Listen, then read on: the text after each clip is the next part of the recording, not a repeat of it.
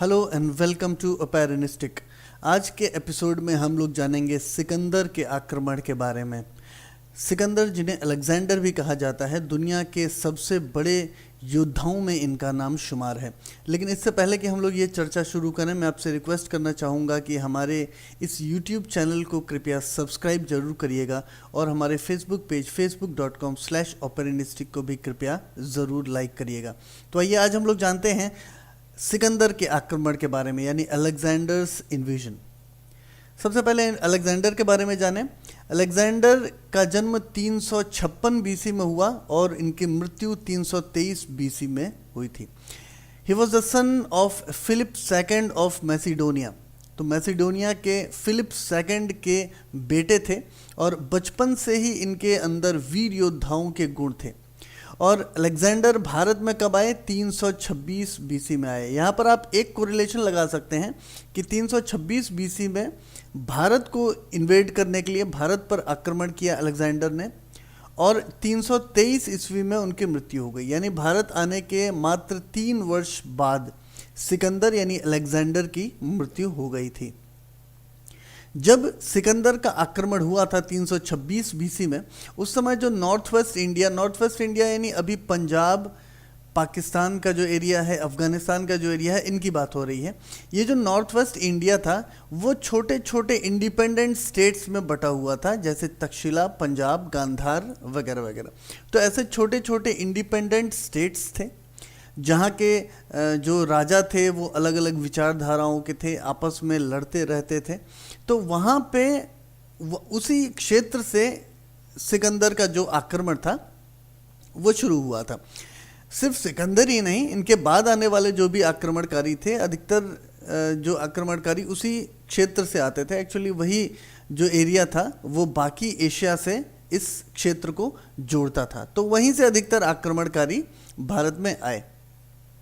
और उस क्षेत्र में, जैसा कि मैंने अभी बोला कि तक्षशिला, पंजाब, गांधार वगैरह वगैरह बहुत सारे छोटे छोटे राज्य थे जिनके राजा आपस में लड़ते रहते थे, उनमें आपस में मतभेद थे और एक दूसरे का वो कभी भी साथ नहीं देते थे। तो इस चीज़ का काफ़ी फायदा मिला सिकंदर को भी। पोरस ने सिकंदर के विरुद्ध एक बहुत बड़ी लड़ाई लड़ी जिसे बोला जाता है बैटल ऑफ हिडेस्पस या बैटल ऑफ झेलम भी कहते हैं। झेलम नदी के किनारे ये लड़ाई हुई थी। ग्रीक में जो हिस्ट्री है उसमें झेलम नदी को हिडेस्पस के नाम से जाना जाता है। तो तक्षशिला, पंजाब, गांधार वगैरह बहुत बहुत छोटे छोटे राज्य थे जो आपस में एक दूसरे का साथ नहीं देते थे। लेकिन पोरस ने सिकंदर के विरुद्ध लड़ाई लड़ी थी, बैटल ऑफ हिडेस्पस, जो कि मई 326 बीसी में ये लड़ाई हुई थी on the banks of Jhelum. All other kings submitted easily to Alexander except Porus. तो पोरस ही एकमात्र वो राजा थे जिन्होंने सिकंदर का सामना किया और युद्ध किया। बाकी सभी जो राजा थे, छोटे छोटे राज्यों के राजा थे, उन्होंने सिकंदर से डर के सिकंदर के कहने पर आत्मसमर्पण कर दिया। अधिकतर राजाओं ने बहुत ही ईजिली, बहुत ही आसानी से आत्मसमर्पण कर दिया, लेकिन पोरस ने जिस तरह से लड़ाई लड़ी वो इतिहास में अमर हो गए। When Alexander reached Beas River, his soldiers refused to go further, so he was forced to retreat. ये एक ऐसा प्रसंग है जो मैंने अभी लाइन पढ़ी है कि when Alexander reached Beas River, his soldiers refused to go further.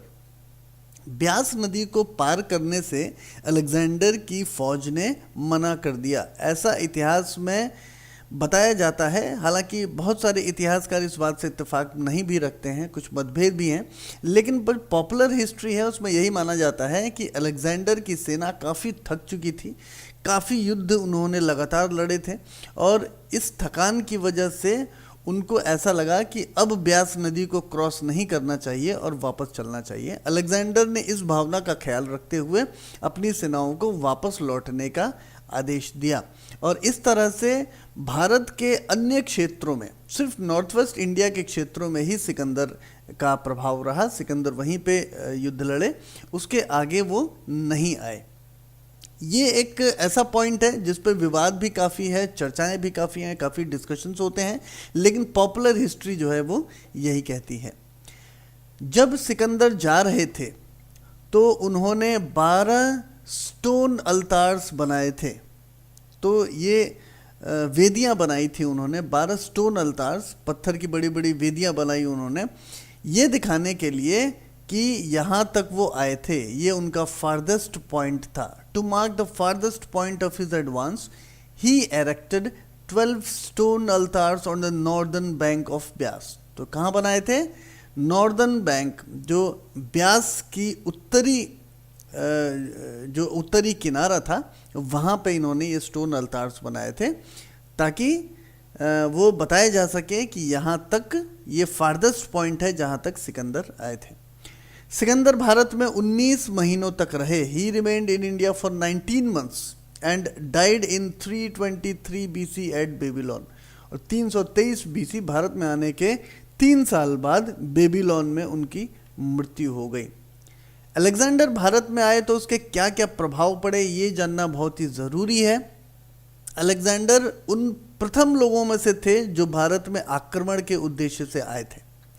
तो जब अलेक्जेंडर भारत में आए तो उसका इफेक्ट क्या क्या पड़ा? पहला इफेक्ट तो ये पड़ा कि it exposed India to Europe by opening up for distinct lines of communication, 3 by land and 1 by sea. Alexander Bharat आए तो एक नया रास्ता ओपन हुआ, एक नया रास्ता खुला यूरोप और एशिया और भारत के बीच में। एशिया तो ठीक है, भारत तक एक नया रास्ता ओपन हुआ। यूरोपियंस को भारत आने का एक नया रास्ता मिला, एक नया आइडिया मिला। और इसमें कौन कौन से रास्ते, किस तरह के रास्ते मिले? 3 बाय लैंड, 3 रास्ते जो कि थल से, और एक रास्ता सी से यानी समुंदर से मिला। तो इस तरह से 4 लाइंस ओपन हुए यूरोप से भारत आने के लिए। तो ये एक बहुत बड़ा इफेक्ट था। दूसरा जो इफेक्ट था वो था कि due to cultural contact a cosmopolitan school of art came up in Gandhar. Gandhar जो कि अफगानिस्तान का एरिया हुआ करता था, वहाँ पे एक कॉस्मोपॉलिटन स्कूल ऑफ आर्ट आया, जिसमें जो नेटिव आर्ट था, उसी स्थानीय जो आर्ट एंड कल्चर था वो, और यूरोपियन आर्ट एंड कल्चर को मिला के एक नया एक स्कूल ऑफ आर्ट बना, जिसे कहा जाता है कॉस्मोपॉलिटन स्कूल ऑफ आर्ट। और ये कैसे बना? ये कल्चरल कॉन्टैक्ट से बना।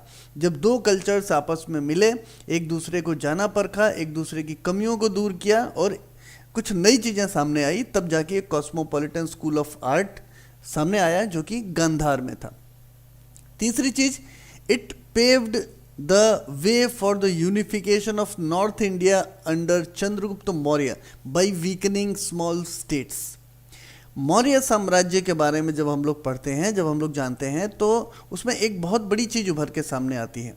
वो ये है कि भारत का जो पूरा एरिया था, इसका यूनिफिकेशन, अखंड भारत बनाने की कल्पना चाणक्य ने की थी। चाणक्य ने ऐसी कल्पना क्यों की थी? क्योंकि उन्हें जब पता चला कि अलेक्जेंडर भारत की ओर आ रहा है और अलेक्जेंडर विश्व विजेता है, तो उन्हें इस बात का डर था कि अलेक्जेंडर यदि यहाँ पे जीत गया तो फिर हमारा जो पूरा कल्चर है, जो हजारों साल का जो हमारा पूरा हिस्ट्री और कल्चर है और हेरिटेज है, ये समाप्त हो जाएगा।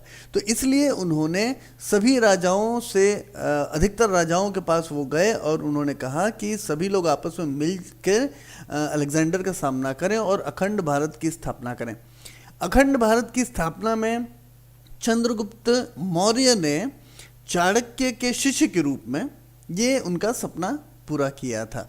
तो यूनिफिकेशन ऑफ नॉर्थ इंडिया ये अलेक्जेंडर के आने के बाद हुआ। अलेक्जेंडर के आने की खबर से ही ये चालू हो गया और अलेक्जेंडर जो है जब वापस चले गए तो उसके बाद यहाँ के राजाओं को लगा कि नहीं, अब एक हो जाना चाहिए, और चंद्रगुप्त मौर्य ने सभी राजाओं पर विजय प्राप्त करके एक अखंड भारत की भी स्थापना की थी।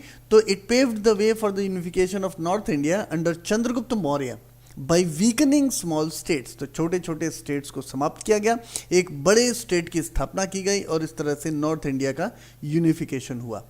तो ये कहानी थी अलेक्जेंडर के भारत पर आक्रमण करने की। यदि आपका कोई सवाल हो, आपका कोई डाउट हो, तो कमेंट बॉक्स में ज़रूर लिखिएगा। हमारे चैनल को कृपया सब्सक्राइब जरूर करिएगा और हमारा फेसबुक पेज है facebook.com/operanistic, इसे भी ज़रूर लाइक करिएगा। मुलाकात होगी अगले एपिसोड में एक बार फिर से। नमस्कार।